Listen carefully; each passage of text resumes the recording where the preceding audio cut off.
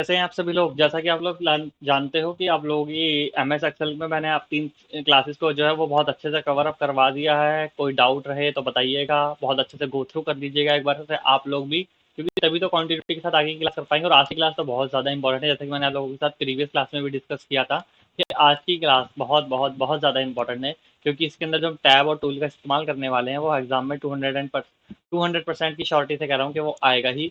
आने ही वाला है, ये समझ लीजिए आप, आएगा ही आएगा ये चीज़। दैट इज़ वाई आज की क्लास बहुत बहुत बहुत ज़्यादा इंपॉर्टेंट है। क्या रहेगा, कैसे रहेगा, जानेंगे। तो चलिए एक बार शीट पर नज़र डाल लेते हैं, शीट में क्या रहेगा, कैसे रहेगा कंटेंट। तो आज की जो शीट रहेगी वो है आप लोगों की एक्सेल की वर्कशीट नंबर 4, जिसमें स्टेटस दिया हुआ है रिजल्ट्स का। और हाँ, इसके अंदर एक बहुत इंपॉर्टेंट फंक्शन भी सीखने वाले हैं, जिसको इफ बोलते हैं। कंडीशनल फंक्शन में थोड़ा सा आप लोगों को एफर्ट लगाना पड़ेगा इस फंक्शन को लेकर के, क्योंकि थोड़ा सा टेक्निकल वे में आ जाता है। तो बहुत टफ नहीं है, आप भी जानते हो। एंड टफ होगा भी तो मैं हूं ना सिखाने के लिए आप लोगों को। लेकिन वही है कि भाई प्रैक्टिस करोगे तो सब कुछ ईजिली आप लोगों का हो जाने वाला है, कोई इशू नहीं रहने वाला है आप लोगों के लिए। तो क्लास में एक बार देख लीजिए। देखिए, इस तरह से रिजल्ट कैलकुलेट करना है, और ये जो नोट दिया हुआ है ना, ये नोट के बेसिस पर ही आप लोगों का जो स्टेटस है वो कैलकुलेट होकर के एज ए आउटपुट शो होगा। कैसे होगा वो हम आगे करेंगे, बाकी के स्टेप सेम है। बस कुछ स्टेप्स आज, कुछ स्टेप्स क्या, कुछ रिक्वायरमेंट्स बढ़ गई हैं आज की क्लास में। एक नया स्टेप ऐड हो गया है जो आपको परफॉर्म करना है। आपसे पहले की 3 शीट में वो स्टेप नहीं था, लेकिन क्योंकि मैं नहीं चाहता था कि स्टार्टिंग की क्लासेस में ही आप लोग प्रेशर लेने लगे। सारा टूल्स, सारे टैब एक ही क्लास में अगर हम आपके दिमाग में डाल देंगे तो नहीं हो पाता है। इसलिए मैंने आपको बहुत एक सिस्टमेटिक वे में आप लोगों को लेकर के चला हूँ। बेसिक, धीरे धीरे, जैसे पहले बेसिक कवर किया, उसके बाद धीरे धीरे धीरे धीरे चीज़ों को मैंने एक लेवल अप लेकर के चला हूँ। वैसा तो मैं ऐसा भी कर सकता था कि आप लोगों को डायरेक्ट एक शीट करवाता एंड डन, सिलेबस कंप्लीट। जो भी है एसएससी में पूछा जाता है वो ये तो मैं आपको इतना एक्सपीरियंस से बता सकता हूँ। एसएससी क्या पूछने वाली है इस साल आप लोगों से, तो उसके बेसिस पर मैं डायरेक्ट वही करवा देता आपको। लेकिन उसको करने के लिए भी तो आपको काबिल बनना है ना। तो इसीलिए तो ये प्रीवियस की शीट्स करवाई गई हैं आप लोगों को, ताकि आप लोग एग्जाम के लिए बहुत अच्छे से प्रिपेयर हो सकें। तो आज की जो फोर्थ शीट है, इनफैक्ट क्लासेस तो सारी ही इंपॉर्टेंट थी जो हमने प्रीवियसली सीखी थी, और उसमें भी मैंने आपको हर क्लास में एक नया टूल, एक नया टैब ऐसा बताया है जो एग्जाम में यूसेज में आता ही आता है, उसका यूटिलाइजेशन होगा ही होगा 101%।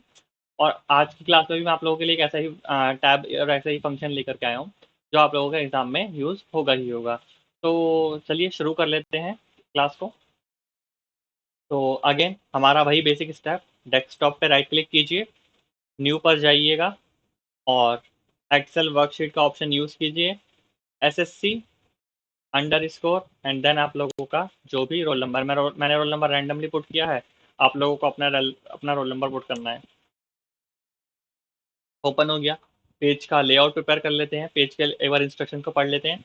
आज देखिए, सेट करना है A4 पेपर का size, orientation to landscape, and margin लेनी है नैरो। इसमें मैंने नहीं ये भी बताया कि आज हम नैरो लेकर के चलेंगे मार्जिन्स को। मार्जिन्स हमने नैरो यूज़ कर ली। ओरिएंटेशन लैंडस्केप लेंगे क्योंकि शीट काफ़ी वाइड है, और साइज तो हमारा इसका शीट का A4 ही रहने वाला है। वैसे वाइड है, लैंडस्केप भी ले लिया। एंड आज का जो स्टाइल है फॉन्ट का वो है वर्डाना, एंड सेल का जो साइज है वो है 13। सो होम टैब पे आते हैं, पहले पूरी एक्सेल की शीट को सिलेक्ट करते हैं, इसको हम लेते हैं वर्डाना फॉन्ट स्टाइल में। अब कब तक सर्च करते रहोगे, तो हमने VER प्रेस किया, खुद ब खुद आ गया 13। देखिए इस लिस्ट के अंदर 13 फॉन्ट साइज है नहीं, तो आप कीबोर्ड से लिखिएगा और एंटर प्रेस कर दीजिएगा, अप्लाई हो जाएगा वो। ठीक है, कुछ स्पेसिफिक फॉन्ट के साइज हैं जो इस लिस्ट में नहीं है।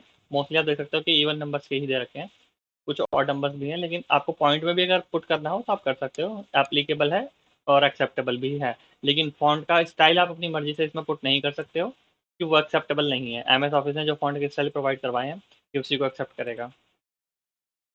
तो नाम पुट कर लेते हैं, name, roll number, and then जो भी आप लोगों का स्पेसिफिक नाम हो या रोल नंबर हो। शीट का लुक देख लेते हैं, सब कुछ कैपिटल में है नहीं। और यहाँ पे हमें वो फॉर्मेट नहीं मिलता है कि हम लिखे हुए को कैपिटल में या स्मॉल में कर दें, हम एडिट करना ही पड़ेगा। हाँ, वर्ड में हमको वो ऑप्शन मिलता है कि हम लिखे हुए को बिना डिलीट किए हुए, बिना बैकस्पेस किए हुए स्मॉल या कैपिटल्स में कन्वर्ट कर सकते हैं। बट डोंट वरी, आप लोगों के एग्जाम में एक्सेल और पावर पॉइंट ही पूछा जाता है, वर्ड नहीं आता आप लोगों के एग्जाम में। ठीक है, नाम के आगे नाम पुट कर लीजिएगा, जो भी आप लोगों का नाम हो। चलिए आज राहुल की जगह रोहन यूज़ कर लेते हैं। एंड रोहन के आगे हम कुछ सरनेम भी टाइप कर लेते हैं, ठीक है। या चलिए इनको रहने देते हैं, नीरज जी का नाम इस्तेमाल करते हैं, नीरज चोपड़ा। जानते ही होंगे आप सभी लोग, ठीक है। और आप ये मत कहिएगा सर नीरज चोपड़ा को तो एसएससी की ज़रूरत ही नहीं है देने के लिए, मैंने सिर्फ नाम पुट किया है। और नाम के आगे, और सॉरी रोल नंबर के आगे एक एपोस्ट्रॉफी लगा लेना, ताकि कंटेंट ऑटोमेटिकली एडजस्ट हो जाए बिना बिट को हैम्पर किए हुए। ओपन कर लिया, फॉन्ट का स्टाइल कर लिया, फोर्थ रो में आकर के मर्ज एंड सेंटर कर लेते हैं। कंटेंट को कहाँ तक करना है एक बार फिर से देख लेते हैं, टिल आई करना है, मर्ज एंड सेंटर। बोल्ड होना चाहिए कंटेंट, अंडरलाइन होना चाहिए, 16 होना चाहिए, कर लेते हैं, ठीक है। आफ्टर दैट इसमें क्या लिखना है हम लोगों को, स्टेटस ऑफ रिजल्ट। तो स्टेटस ऑफ रिजल्ट आप लिख लीजिएगा इसके अंदर, ठीक है। उसके बाद कंटेंट में हम पुट करते हैं सीरियल नंबर, नाम, age, marks in polity, status वगैरह वगैरह। तो मैंने और फिर से एक बार आप लोगों के लिए फिर से लिख के रखे हुए हैं, मैं यहीं से कॉपी कर रहा हूँ ताकि टाइम सेव हो सके, ठीक है। तो चलिए पूरा ना करके ना पहले मैं थोड़ा सा कंटेंट कॉपी करता हूँ, ताकि एक बार फिर से आज आज की क्लास के अंदर ना एक बार फिर से हम रैप टेक्स्ट वाला टूल रिपीट कर लें। धीरे धीरे चीज़ें रिपीट कर लेनी चाहिए हम लोगों को, तो ठीक रहता है। क्योंकि एक ही चीज़ बार बार करते रहेंगे तो आप देखने से भी हम पे आपके याद रहेगा। अब मार्क्स इन पॉलिटी के अंदर मैं रेफ टेक्स्ट को इस्तेमाल किया। अब मार्क्स इन पॉलिटी इस वे में आ रहा है, जबकि according to the look marks और इन एक लाइन में होने चाहिए, पॉलिटी नीचे वाली लाइन में होनी चाहिए। तो इस पर क्लिक कीजिए, इसकी वेट को बढ़ाइए। अब इन नीचे वाली लाइन में आ रहा है, तो फिर से वेट को थोड़ा सा बढ़ाइए ताकि इन ऊपर वाली लाइन में चला जाए। अभी भी नहीं गया है तो अब भेज दीजिए, चला गया, ठीक है। अब करते हैं स्टेटस को पुट, ठीक है, स्टेटस एंड देन अगेन। अब मैंने इसी मार्क्स को कॉपी कर लिया है और यहाँ पे आकर के पेस्ट कर दिया है, पेस्ट कर दिया है। बस नाम चेंज करना है हमको। टाइम सेव करने का तरीका भी आप लोग करते हुए चलिएगा, क्योंकि बार बार कब तक रैप टेक्स्ट बार बार लगाते रहोगे हर सेल के अंदर। अब इसके अंदर बस नाम को थोड़ा सा मॉडिफाई कर लीजिए, लाइक आई थिंक हिंदी है, इसको कर लेते हैं इंग्लिश, एंड नेक्स्ट वाले को इंग्लिश, इसको हम कर लेते हैं इंग्लिश, सॉरी इंग्लिश, और लास्ट वाले को history, English and this one is your history, ठीक है। इसकी विड्थ को थोड़ा सा हम बढ़ा लेते हैं, क्योंकि हमें अकॉर्डिंगली तो एडजस्ट करना ही है ना कंटेंट। स्टेटस को डबल क्लिक करके ठीक कर लीजिए। Done with that, select entire row, make it centre aligned, और सबको एक साथ टॉप पे भेज देते हैं। इंग्लिश की अलाइनमेंट गड़बड़ हो चुकी है, इसको ठीक कर लेते हैं फिर से, ठीक है। हो सकता है एग्जाम में इस तरह से आ जाए, इन नेक्स्ट लाइन में हूँ तो आपको इस तरीके से करना होगा। जैसा लुक है वैसे ही करना है, नहीं तो पेनल्टी लग जाएगी, इस चीज़ का बस ध्यान रखिएगा आप लोग, और कोई प्रॉब्लम आप फेस नहीं करेंगे। अब नाम वगैरह हम देख चुके हैं, तो अब इनके मार्क्स को पुट कर लेते हैं जो मैंने ऑलरेडी लिखे हुए हैं। कॉपी,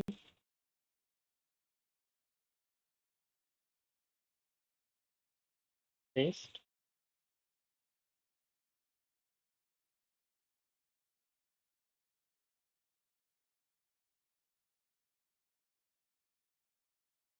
पूरी टेबल को सिलेक्ट कर लेते हैं एक साथ, और इस पर बॉर्डर अप्लाई कर लेते हैं, ऑल बॉर्डर, स्टेटस या पोर्शन पे, इस वाले स्टेटस के पोर्शन पे भी, और इसके स्टेटस को मैंने एक साथ सिलेक्ट कर लिया। कैसे, तो मैंने कंट्रोल की को प्रेस किया हुआ है और सारा सिलेक्शन एक साथ करके एक साथ कलरफुल कर दिया। कैसे किया, पहले मैंने ये वाला सेक्शन सिलेक्ट किया, अब मैंने कंट्रोल की को प्रेस करके रखा, अब मैंने ये वाला सेक्शन सेलेक्ट किया, अब मैंने ये वाला सेक्शन सेलेक्ट किया, और इनके अंदर कलर कर दिया, ठीक है। ये मैंने आपको करने के लिए बस दिखाया है, यहाँ पे कलर हमें नहीं करना है, कलर चाहिए सिर्फ और सिर्फ स्टेटस में।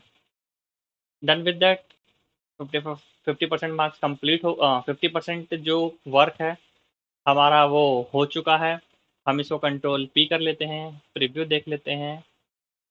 पॉलिटी और इंग्लिश के बहुत ज़्यादा लाइन को टच कर रहे हैं, इस एरर को थोड़ा सा ठीक करते हैं, इनकी हाइट को लिटिल बिट बढ़ा लेते हैं। और इसकी हाइट को भी थोड़ा सा बढ़ा लेते हैं ताकि स्टेटस ऑफ रिजल्ट को मिडिल में भेजते हैं, ताकि इसका जो अंडरलाइन है वो टेबल के बॉर्डर को टच ना करे। ठीक है। फॉर एग्जाम्पल के लिए मान लो एग्जाम में मार्क्स इन पॉलिटी इस तरह से दिया होता कि भाई एग्जामिनर चाहता है इस वे में, तो हमने चलिए हमने कर दिया कि मतलब शीट के लुक में भी मान लो इसी तरह से दिया हुआ था। ठीक है, तो मैंने कर दिया।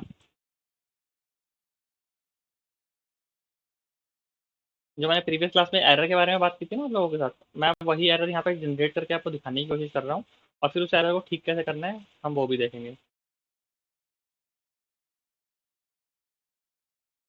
अभी नहीं आ पाया वो एरर, आई थिंक से अब आ जाएगा वो, होप सो। या अब देखो वो एरर की रेट हो चुका है, आई थिंक आप लोगों ने ध्यान से नहीं देखा होगा। मार्क्स इन पॉलिटी को देखो, यहाँ पे एग्जैक्टली करेक्ट वे में आ रहा है जैसे मैं चाहता था मार्क्स एक लाइन में आए, इन नेक्स्ट लाइन में आए, पॉलिटी थर्ड लाइन मतलब उसी सेल की थर्ड रो में आए। और मार्क्स इन इंग्लिश भी ठीक आ रहा है, मार्क्स इन हिस्ट्री भी ठीक आ रहा है, लेकिन जैसे ही हम कंट्रोल पी कर रहे हैं और प्रीव्यू में देख रहे हैं, तो मार्क्स इन इंग्लिश तो ठीक आ रहा है, मार्क्स इन हिस्ट्री भी ठीक आ रहा है, लेकिन मार्क्स इन पॉलिटी में क्या है, इन वापस ऊपर चला गया है। और यहाँ पे तो करेक्ट वे में आ रहा है। यही तो प्रॉब्लम होती है एग्जाम में, दैट इज वाई मैंने कहा है प्रिंट प्रीव्यू देखा करो, क्योंकि प्रिंट प्रीव्यू ही तो निकल करके आएगा, एग्जामिनर तो सॉफ्ट कॉपी बाद में चेक करेगा, पहला इंप्रेशन तो हार्ड कॉपी ही डालेगी। तो इसीलिए फर्स्ट इंप्रेशन लास्ट इंप्रेशन बन जाता है। तो इसी एरर को ठीक करने का क्या तरीका है, एक तो पहले प्रीव्यू देखना है, प्रीव्यू में देखो इसको क्या हो रहा है ना, क्योंकि जब भी हम प्रीव्यू देखते हैं शीट का, तो सेल्स की जो विड्थ है ना वो थोड़ी थोड़ी एक्सपेंड हो जाती है। दैट इज वाई क्या हुआ, इसकी विड्थ ना वहाँ पे जाकर के एक्सपेंड हो गई थी। तो क्या हो रहा था, इनको ना ऊपर जाने की जगह मिल जा रही थी, अब मैंने विड्थ को कम कर दिया, कंट्रोल पी किया, प्रीव्यू देखा, तो देखो अब जो है ना विड्थ एक्सपेंड हो भी रही है, लेकिन इनको ऊपर जाने की जगह नहीं मिल पा रही है। इसीलिए प्रीव्यू देखना बहुत बहुत ज़्यादा इंपॉर्टेंट है। तो ये एरर मैंने जानबूझ के आप लोगों को करके दिखाया था ताकि आप लोग भी ध्यान सके। अब हम निकालते हैं स्टेटस।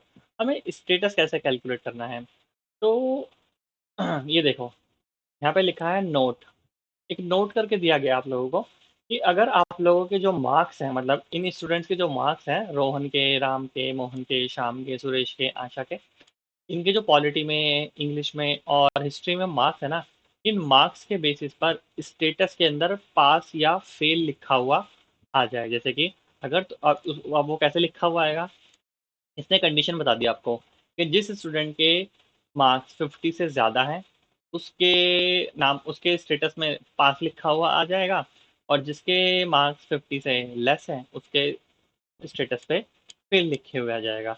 अब ये काम हम मैनुअली थोड़ी ना करने बैठेंगे, इसके लिए हमारे पास बहुत इंटरेस्टिंग सा फंक्शन है, ध्यान से देखना इसको। इज इक्वल टू लगाया, लगेगा ही लगेगा, इसके लिए ना कंडीशनल फंक्शन होता है, इसको बोलते हैं इफ। तो ये इफ लगाया है, आप लोगों को ब्रैकेट स्टार्ट करना है। अब इसका ना एक फॉर्मेट होता है, इस फॉर्मूले का बहुत इंपॉर्टेंट फंक्शन है, और इसका फॉर्मेट भी अगर आगे पीछे कर दोगे तो गड़बड़ हो जाएगी। यहाँ पे जो ये हेल्प नजर आ रही है ना, देखो इसमें क्या लिखा हुआ है कि पहले इफ लगाना है, इफ के बाद आपको लॉजिक चेक करना है, लॉजिक के बाद आप लोगों को ट्रू वैल्यू लगानी है, और ट्रू वैल्यू के बाद आप लोगों को इसके अंदर फिर फॉल्स वैल्यू को बताना है। तो क्या मैं बताता हूँ, लॉजिक लगाना है। लॉजिक का मतलब है, क्या लॉजिक है, लॉजिक लगेगा कंडीशन के बेस पे। इसने क्या कहा है कि मार्क्स मोर देन 50, तो यही तो हमारा लॉजिक है। तो मार्क्स हमारे कहाँ पर आ रहे हैं, D6 के अंदर, ये रहे मेरे मार्क्स। कंडीशन क्या लगानी है, मोर देन 50। इसने कहा है कि अगर मार्क्स मोर देन 50 हैं तो स्टेटस के अंदर लिखा हुआ आए पास, नहीं तो लिखा हुआ आए फेल। तो क्या किया हमने, इफ लगाया, D6 लगाया, D6 के बाद ग्रेटर देन, हो सकता है एग्जाम में चेंज हो जाए, ग्रेटर देन की जगह लेस देन भी तो आ सकता है, इज इक्वल टू भी तो आ सकता है, या greater than is equal to, less than is equal to भी तो आ सकता है। एक तरीका, एक चीज मैं कर रहा हूँ, बाकी की चीजें एक्सपेरिमेंटल तौर पे आप लोग प्रैक्टिस कीजिएगा, ठीक है। कोई डाउट हो तो मुझसे जरूर पूछेगा। तो फिलहाल के लिए हम अकॉर्डिंग टू द इंस्ट्रक्शन चल रहे हैं। तो इसने कहा था कि if your marks is more than 50 then you are pass pass, else fail. तो अब अपने कंडीशन लगा दी, एक कॉमा लगाया, अब हम लगाएंगे इन्वर्टेड कॉमा। क्यों, क्योंकि मुझे स्टेटस के अंदर लिखा हुआ मिलना चाहिए पास, मैंने इन्वर्टेड कॉमा को बंद किया, फिर से कॉमा लगाया, फिर से इन्वर्टेड कॉमा, अब लिखना मुझे फेल। इसी कंडीशन के बेसिस पर तो ये फॉर्मूला कैलकुलेट होगा। अब देखो मैंने एंटर कर दिया, तो क्या लिखे हुआ आया है, पास लिखा हुआ आया है। क्यों? क्योंकि 75 जो है वो आप लोगों का ग्रेटर देन 50 है। ड्रैग कर देते हैं, हर जगह पास पास पास लिखा गया क्योंकि सभी स्टूडेंट्स के मार्क्स मोर देन 50 यहाँ पर दे रखे हैं। चलो मैं एक स्टूडेंट के मार्क्स 50 से लेस कर देता हूँ। आप देख सकते हो मैंने सिर्फ मार्क्स लेस किए हैं और ऑटोमेटिकली फेल आ गया। मैंने स्टेटस में कोई छेड़खानी की नहीं की, फॉर्मूला यूं का यूं ही था। मैंने सिर्फ और सिर्फ मार्क्स को चेंज किया है ताकि आप लोगों को कंडीशन लगाई, क्योंकि हमने कंडीशन लगाई है मोर देन 50 के लिए। हमने इज इक्वल टू या ग्रेटर देन और इक्वल टू पे नहीं लगाया। अगर हम ग्रेटर देन इक्वल टू पे लगाते तो 50 पे भी पास ही लिखा हुआ आता, लेकिन अब 50 पे भी फेल आ रहा है और 50 से नीचे भी फेल ही लिखा हुआ आएगा। अब इस फंक्शन को मैं डिटेल में समझाता हूँ क्या होता है। देखो क्या होगा, पहले क्या रहेगा, फंक्शन चेक होगा, इज इक्वल टू पे जाएगा। एक्सेल की जो टेक्निकल सर्च है वो पहले इफ को चेक करेगी, मतलब फंक्शन का नाम चेक करेगी कि क्या नाम चेक करना है। वो देखेगी ओके इफ लगाया हुआ है। आप लोग कंडीशनल सेंटेंस में पढ़ चुके हो, इफ क्यों होता है, दिस देन दिस, मतलब एक कंडीशन फुलफिल होगी तभी सेकंड कंडीशन, फिर मतलब सेकंड कंडीशन जो है आप लोगों की वो आपके फर्स्ट एक्शन पर डिपेंड कर रही है। तो इसने कहा है कि इफ यानी कि कंडीशन कि if D6 is more than 50। D6 का मतलब क्या हुआ, आप लोगों के मार्क्स, मार्क्स कहाँ पे हैं, D6 के अंदर। अगर उनने ठीक है, अब वो 75 को उठाएगा, 75 को 50 से कंपेयर करेगा तो कंडीशन सेटिस्फाई हो जाएगी। अगर कंडीशन सक्सेसफुली एग्जीक्यूट होती है तो पहली वैल्यू रिजल्ट के तौर पे मिलती है, और अगर ये कंडीशन फेल हो जाती है तो दूसरी वैल्यू मिलती है। तो आगे आती है ट्रू वैल्यू, ये होती है ट्रू वैल्यू, और सेकंड होती है फॉल्स वैल्यू। अगर आप फेल को आगे लिख दोगे, पास को आगे पीछे लिख दोगे तो क्या होगा, कंडीशन रिवर्स हो जाएगी। तो जहां जहां पे 50 से मोर मार्क्स है वहां पे फेल लिखा हुआ जाएगा, और जहां जहां पे 50 से लेस मार्क्स है वहां पे पास लिखा हुआ जाएगा। हमारी कंडीशन है मोर देन 50 की, तो पास आना चाहिए, एल्स फेल आना चाहिए, तो हमें उसी वे में लिखना होगा।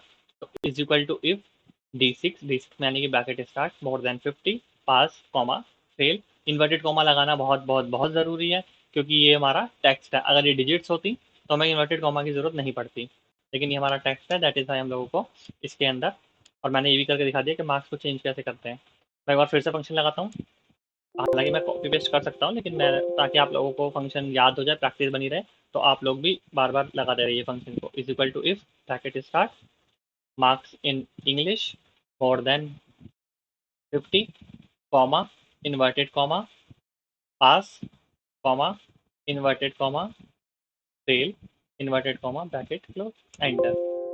फॉर्मूले में कुछ एरर आ गया है, आई थिंक हमने कुछ गलती कर दी है। Is equal to if F6 bracket start more than 50, pass और फेल। ओके कर देते हैं। क्या हुआ देखो, मैंने पास के बाद इन्वर्टेड कॉमा नहीं लगाया है, ये मुझसे एरर हुआ था, मैंने जानबूझ के नहीं किया है। अच्छा ही हुआ ना, हमें दिख भी गया कि क्या एरर था। देखो, अगर आप एरर आपने फंक्शन के फॉर्मेट में कोई गड़बड़ की होगी तो वो खुद ही एरर थ्रो कर देगा, वो पास होने ही नहीं देगा आगे। तो आपको एरर भी पता चल जाएगा, ठीक है। अब इसको भी हम क्लिक करके ड्रैग एंड ड्रॉप कर देते हैं। इसमें भी सब पास हो गए क्योंकि सबके मार्क्स 50 से ज़्यादा है। लो मैंने इसको 45 कर दिए मार्क्स, ये अब फेल हो गया। क्लियर। स्टेटस लगाते हैं is equal to if bracket start and this one more than 50, comma, inverted comma, pass, inverted comma, inverted comma, and then fail, bracket, inverted comma close, bracket close, enter. Pass pass pass आ गया, track कर दिया। ये भी centre में ही होने चाहिए क्योंकि कंटेंट भी सेंटर में ही है, ठीक है। तो आई होप आप लोगों को ये फंक्शन क्लियर हो गया होगा। थोड़ा सा टेक्निकल फंक्शन है, जिनका टेक्निकल बैकग्राउंड रहा है उन लोगों को तो इजीली समझ में आ जाएगा, बाकियों को शायद थोड़ी सी डिफिकल्टी रही हो। तो प्रैक्टिस कीजिएगा, समझ में आ जाएगा। बार बार अप्लाई करके देखिएगा, इसमें कंडीशंस को चेक करके देखिएगा, क्लियर हो जाएगा आप लोगों को। कोई डाउट लगे तो बताइएगा। इसके भी चलिए मार्क्स हमने कर देते हैं 50, हाँ 41 कर देते हैं चलिए। ये भी अब बेचारा फेल हो गया इस सब्जेक्ट के अंदर। ये मैंने आप लोगों को करके दिखा दिया है ताकि आप लोगों को क्लियरली पता चल सके कि फंक्शन में एग्जीक्यूशन जो हो रहा है किस बेसिस पर हो रहा है, क्या एग्जीक्यूशन हो रहा है। तो इसलिए मैंने आप लोगों को ये बताया है। कंट्रोल एस कीजिए, कंट्रोल पी कीजिए, प्रीव्यू को देखिए, ठीक है। मार्क्स शीट के अकॉर्डिंगली सब कुछ ओके है, मैच कर लेते हैं।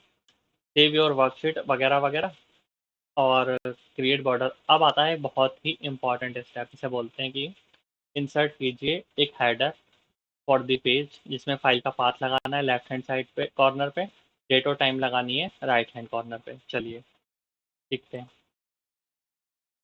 अभी देख रहे हो पेज के टॉप में यहाँ पे कुछ भी नज़र नहीं आ रहा है, ये इस जगह पे, यहाँ पे नाम के ऊपर, और यहाँ इस कॉर्नर पे। अब यहाँ पे हम हेडर लगाएंगे, देखते हैं कैसे। अब हेडर पुट करना है, कोई भी चीज़ पुट करनी हो तो कहाँ पे मिलती है? इंसर्ट के अंदर, इंसर्ट टैब में जाइए, यहाँ पे हमारा हेडर और फुटर का ऑप्शन है। जैसे आप इस पर क्लिक करोगे ना, कुछ खास इम्पैक्ट नहीं पड़ेगा, बस शीट का जो नॉर्मल लुक है वो एक थोड़ा सा ब्रेक लुक में नजर आएगा। क्लिक किया, ये देख रहे हो अभी पेज ब्रेक हो गया है यहाँ से। ये हमारे पेज की ब्रेक है, पेज खत्म हो रहा है यहाँ पे। ये पेज का हेडर है, यहाँ पे 3 बॉक्स नजर आ रहे होंगे आप लोगों को, ये देखो आ रहे हैं। नॉर्मल शीट, ये होती है आप लोगों की नॉर्मल शीट। ये है हमारा हेडर फुटर लगने के बाद। अभी सिर्फ हेडर फुटर लगा है, हेडर फुटर के अंदर क्या इंसर्ट करना है वो भी हमें इंस्ट्रक्शन में पढ़ना है। हमें क्या करना है कि हेडर के अंदर एक फाइल का पाथ लगाना है लेफ्ट हैंड कॉर्नर पे, डेट और टाइम लगानी है राइट हैंड कॉर्नर पे, ठीक है। तो ये है लेफ्ट हैंड कॉर्नर, ये है right hand corner. Left hand corner पे लगाना है फाइल का पाथ। आप जब देख रहे हो एक ये डिज़ाइन टैब आ रहा है, ये डिज़ाइन टैब पहले नहीं आ रहा था, अभी आया है। क्यों? हेडर फुटर लगाने के बाद। क्लिक कर दो, गायब हो गया, और यहाँ पे नज़र भी नहीं आ रहा। क्योंकि कुछ चीज़ें, कुछ टूल्स कुछ ऐसे होते हैं जो अपना पर्सनल टैब जनरेट कर लेते हैं जब वो किसी शीट के अंदर अप्लाई हो जाते हैं, यानी कि इंसर्ट कर दिए जाते हैं। तो जैसे कि हमने हेडर फुटर लगा दिया, जैसे आप इन हेडर फुटर, ये है हेडर, अब मैं आपको फुटर दिखाता हूँ। स्क्रॉल किया मैंने, ये है फुटर, लिखा हुआ भी आ रहा है, यानी कि शीट का जो बेस होता है वहाँ उसको फुटर, फुटर जैसे हमारे फीट होते हैं उसी तरह से ये फुटर है, ये रहा फुटर। फुटर में क्या लगाते हैं वैसे तो एग्जाम में अभी तक आया नहीं है, वो मैं नेक्स्ट वीक में बताऊंगा। आज हम हेडर के बारे में सीख लेते हैं। हेडर के लेफ्ट हैंड कॉर्नर पे देख रहे हो ये मतलब ये वाला जो डिज़ाइन टैब है ना, अपीयर ही तब होगा जब आप हेडर पे या फुटर पे क्लिक करोगे। हमने हेडर पे क्लिक किया तो डिज़ाइन टैब आया। अब आप एक चीज़ समझ सकते हो कि ये टैब अपीयर ही तब हो रहा है जब आपने हेडर और फुटर पे क्लिक किया हो। तो इसका मतलब इस डिज़ाइन टैब के अंदर जितने भी टूल्स हैं सिर्फ और सिर्फ स्पेसिफिकली या एक्सक्लूसिवली हेडर और फुटर के लिए ही यूज़ किए जा सकते हैं। क्योंकि आ ही तब रहा है, कहीं और पे लगाने की कोशिश करोगे तो वो टैब, जब वो टैब ही नहीं आ रहा तो उस पर टूल कैसे लगा सकते हो? हेडर पे क्लिक किया, लेफ्ट हैंड कॉर्नर पे लगाना है मुझे फाइल का पाथ। तो इस डिज़ाइन टैब के अंदर यहाँ पे मल्टीपल टूल्स दे रखे हैं। फिलहाल मैंने यूज़ किया फाइल का पाथ, आपको सिर्फ एक बार क्लिक कर देना है, दैट्स इट। ये कोडिंग भाषा में इस तरह से आ गया। जैसे ही आप इस सेल से बाहर आओगे आपको ये दिखा देगा फाइल का पाथ, ठीक है। फाइल का पाथ का मतलब क्या होता है कि फाइल आपके कंप्यूटर में किस लोकेशन पे सेव है, बेसिकली फाइल का एड्रेस है। जैसे हमारे घर का एड्रेस होता है वैसे ही हमारी शीट का एड्रेस है हमारे कंप्यूटर के अंदर। हमारे कंप्यूटर के अंदर हमारी शीट की लोकेशन क्या है? हमारी शीट की लोकेशन है सी ड्राइव के अंदर यूज़र्स नाम का एक फ़ोल्डर है, और फिर उस यूज़र्स नाम के फ़ोल्डर के अंदर एक डेल नाम का फ़ोल्डर बना हुआ है, और उस डेल नाम के फ़ोल्डर के अंदर भी डेस्कटॉप पर फाइल है किस नाम से? SSC अंडरस्कोर एंड देन ये 2205884473 के रोल नंबर से। तो ये होता है फाइल का एड्रेस। हम इसे राइट साइड में लगाना चाहें राइट साइड में भी लगा सकते हैं, ये देखो। बट जस्ट बिकॉज उसने मेंशन किया हुआ है कि आप लोगों को हेडर तो लगाना ही लगाना है, लेकिन फाइल का जो पाथ है वो लेफ्ट साइड पे होना चाहिए, डेट और टाइम राइट साइड में होनी चाहिए। तो यहाँ से इसको हम डिलीट कर देते हैं। अब यहाँ पे हम लगा देते हैं डेट और टाइम। तो that is your date and that this is your time. पहले हमने डेट को लगाया, अब अगर इसी टाइम पे मैं हेडर में टाइम को भी लगा दूंगा ना तो दोनों का कंकेटिनेशन हो जाएगा। कैसे? ये देख रहे हो कि 2021 के बाद 23 यानी कि 23:40 वो इसी के साथ क्लब हो गया है। क्यों? क्योंकि जब मैंने डेट और टाइम इंसर्ट किया था ना तो मैंने इनके बीच में स्पेस नहीं दिया था। इनके बीच में स्पेस दे दो। कैसे? पहले डेट को लगा लो या टाइम को, जो बोला हुआ है लगा लिया, स्पेस बार दबाया। अभी पता नहीं चल रहा होगा लेकिन वो स्पेस आ चुका है। अब देखो गैप आ चुका है दोनों के बीच में। कंट्रोल S कर दीजिए, कंट्रोल P कर दीजिए, प्रीव्यू को देखिए, ये देखो। आप कहोगे सर ये तो रहा फाइल है ना, फाइल का पाथ लग गया। हो सकता है एग्जाम में ये भी लिखा हुआ ना मिले कि डेट और टाइम कहाँ लगाना है कहाँ पे नहीं लगाना है। मैंने तो आपको बता दिया कि भाई हेडर फुटर लगाओ, लेफ्ट में फाइल का पाथ रखो, राइट में डेट और टाइम रखो। तो हमें कैसे पता चलेगा कि कहाँ लगाना है? अगेन आपको आपकी शीट के लुक से ऑब्जर्व करना होगा। अगर वो फाइल पाथ आपको एग्जाम में देगा ही देगा, पहली बात तो मुझसे मैं आपको श्योरिटी के साथ कह रहा हूँ। और आपको ये लुक से फिर देखना होगा कि डेट और टाइम लेफ्ट में लगी हुई है कि राइट में लगी हुई है, क्योंकि जो शीट का लुक होगा ना, लुक के अंदर भी ये चीज़ आएगी आप लोगों के लिए। तो आपको अकॉर्डिंगली ही करना है, ठीक है। मैं भी ये लुक में डाल दूंगा, डोंट वरी। तो इस तरह से आप लोगों को जो आपको क्वेश्चन पेपर दिया जाएगा उसके लुक में नज़र आ जाएगा कि हाँ भाई इन्होंने हेडर और फुटर का इस्तेमाल भी किया हुआ है। तो आप लोगों को भी हेडर फुटर का इस्तेमाल फिर करना होगा। क्लियर? आई होप आप लोगों को हेडर फुटर क्लियर हो गया होगा अच्छे से, क्योंकि देखो हेडर फुटर को सीरियसली आपको अच्छे से प्रैक्टिस करनी है। आप बीच में चाहो तो फाइल का नाम लगा सकते हो, ये रहा फाइल का नाम। ये काम तभी करना है जब एग्जाम में बोला गया हो या लुक में नज़र आ रहा हो। अपनी इच्छा अनुसार कुछ नहीं करना है, जो इंस्ट्रक्शन में है वही करना, क्योंकि मार्क्स उतने के ही मिलेंगे जितना एसएससी ने करने के लिए कहा है। कुछ एक्स्ट्रा करके आओगे तो एक्स्ट्रा मार्क्स नहीं मिलेंगे, जो मिल रहे हैं वो भी डिडक्ट हो जाएंगे। तो उतना ही करना जितना बोला गया है। अब मैंने आपको बहुत सारे टूल्स, बहुत सारे टैब भी सिखा दिए हैं, बहुत सारे फंक्शन भी सिखाते हैं। दैट डजेंट मीन कि आप सारे के सारे फंक्शन, सारे के सारे टूल्स, सारे के सारे टैब, सारी की सारी नॉलेज एक ही शीट पे अप्लाई करके आ जाओ। एक स्टूडेंट ऐसा कर चुका है, उसको 10 शीट सिखाई थी, 10 शीट में उसने जो भी सीखा सारा का सारा एक ही शीट पे अप्लाई करके आ गया। एक्स्ट्रा मार्क्स थोड़ी मिले, रिजेक्ट हो गया। तो आपको ये गलती नहीं करनी है, आपको उस शीट के अंदर वही करना है जितना कि बोला गया है। एसएससी को इम्प्रेस करने की कोशिश बिल्कुल मत करना, वो नहीं होने वाली है, मार्क्स काट लेगी आप लोगों के। उतना ही करना शीट के अंदर जितना बोला गया है। जो चीज़ कही गई है लगाओ। हेडर फुटर में डेट बोली है डेट लगाओ, टाइम बोला है टाइम लगाओ, नहीं बोला है मत लगाओ। फाइल का पाथ बोला है तो लगाओ, बोलेगा तो ज़रूर। बट इनके अंदर क्या क्या टूल्स आपको इस्तेमाल करने हैं इस चीज़ की श्योरिटी मैं नहीं दे पाऊंगा, क्योंकि हो सकता है डेट के साथ टाइम दे या ना दे। नहीं देगा तो कोई इशू नहीं है, मैंने आपको दोनों तरीके सिखा दी कैसे लगाना है। खाली डेट बोले तो खाली डेट पे लगाइएगा, खाली टाइम बोले तो खाली टाइम लगाइएगा। फुटर में क्या चीज़ें बोलता है लगाने के लिए, ये मैं नेक्स्ट क्लास में आप लोगों के साथ डिस्कस करूंगा। और आज की क्लास में इतना ही। और इससे रिगार्डिंग कोई डाउट हो, हाँ एक बार इफ का फंक्शन काफ़ी अच्छे से प्रैक्टिस कर लीजिएगा, क्योंकि थोड़ा सा प्रॉब्लमेटिक तो नहीं बोलूँगा, थोड़ा सा टेक्निकल है। तो इसमें कभी कभी स्टूडेंट को थोड़ी सी डिफिकल्टी आ जाती है, बट ट्रस्ट में एक दो बार प्रैक्टिस करोगे तो ये भी इशू रिजॉल्व हो जाएगा। एंड इसके इस फंक्शन के आने के चांसेस बहुत कम है, लेकिन मैंने आप लोगों को सिखा इसलिए दिया है कि इन केस अगर आ गया तो आप लोग हाथ पैर चला सको, ठीक है। वैसे इसके चांसेस नहीं है, बट डोंट वरी, एग्जाम से पहले मैं ये भी मैं आप लोगों को एक क्लास ऐसी लेकर के आऊँगा आप लोगों के लिए, जिसमें मैं बहुत ही इंपॉर्टेंट, मतलब पूरे सिर्फ एक एक्सेल की शीट बताऊंगा, उसके अंदर एक पावर पॉइंट की शीट बताऊंगा, जो एग्जाम में मिलती जुलती आएगी ही आएगी, ठीक है। तो बट उस क्लास को करने के लिए पहले आप लोगों का बेस स्ट्रॉन्ग बनाने के लिए मैं क्लासेस प्रोवाइड कराऊँ। 5 क्लासेस एक्सेल की प्रोवाइड करवाऊंगा आप लोगों को, 5 क्लासेस पावर पॉइंट की, और ये टोटल 10 क्लासेस रहेंगी। इससे पहले मैंने आप लोगों को 2 क्लासेस जो हैं वो एक टाइपिंग की स्ट्रेटेजी को लेकर के बताई थी, डिस्कस किया था आप लोगों के साथ, और एक क्लास दी थी मैंने सीपीटी के बेसिक स्ट्रक्चर पे, कैसे मार्क्स मिलते हैं, किस बेसिस पर डिडक्ट होते हैं, क्या स्ट्रेटेजी आपको फॉलो करनी चाहिए। तो टाइपिंग की और सीपीटी की स्ट्रेटेजी मैंने आप लोगों के साथ शेयर की हुई है, और उन दोनों वीडियोस को देख लीजिएगा, उसका लिंक भी डिस्क्रिप्शन बॉक्स में डाला हुआ है, उनको अच्छे से कर लेना। और जो इसकी जो पीडीएफ्स हैं क्लास की, वो भी आप लोगों की शीट के आपके टेलीग्राम चैनल से मिल जाएंगी, वहाँ से डाउनलोड करके प्रैक्टिस कर लेना। कोई गलती हो शीट के अंदर तो मुझे बताइएगा, मैं रेक्टिफाई कर दूंगा।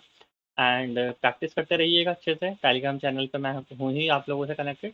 अपना डाउट पोस्ट कर दीजिएगा, मैं डेफिनेटली आप लोगों को रिप्लाई दूंगा। एंड प्रैक्टिस बहुत बहुत बहुत अच्छे से कीजिएगा। तब तक के लिए अपना ध्यान रखना, and take care. Bye bye.